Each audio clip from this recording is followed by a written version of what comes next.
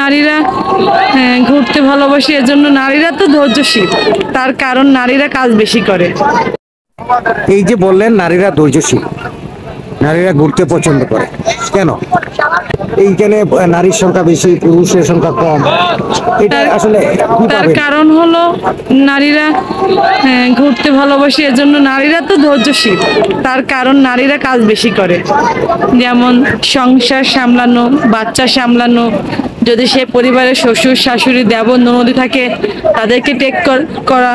হয়তো বা অনেক মেয়েরা করে, অনেক মেয়েরা করে না, কিন্তু বেশি বেশি ক্ষেত্রে মেয়েরা করে, যার জন্য নারীরা ধৈর্যশীল হতেই পারে।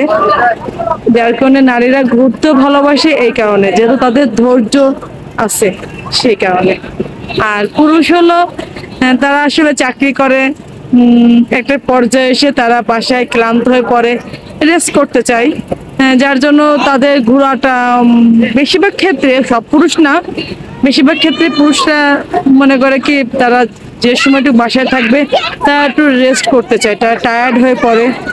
আর মেয়েরা তো ওদের জীবনে কোনো রেস্ট নেই, কারণ একটার পর একটা তাদের কর্ম চলতেই থাকে।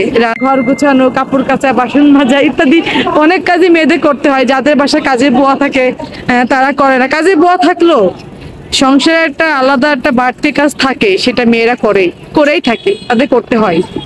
এই জন্য আর কি নারীরা ধৈর্যশীল বেশি, এই জন্য এখানে নারীরা বেশি বেড়ায়, বেশি ঘোরে, তাদের ধৈর্য ক্ষমতাটা বেশি।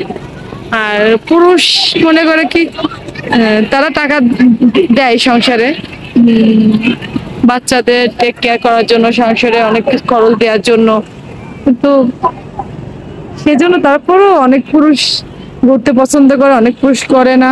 তবে এখানে আমি যতটুকু এসে দেখেছি নারীরাই বেশি, আর বাচ্চারা, পুরুষের সংখ্যা কম, নারীদের সংখ্যা অনেক বেশি কক্সবাজারে।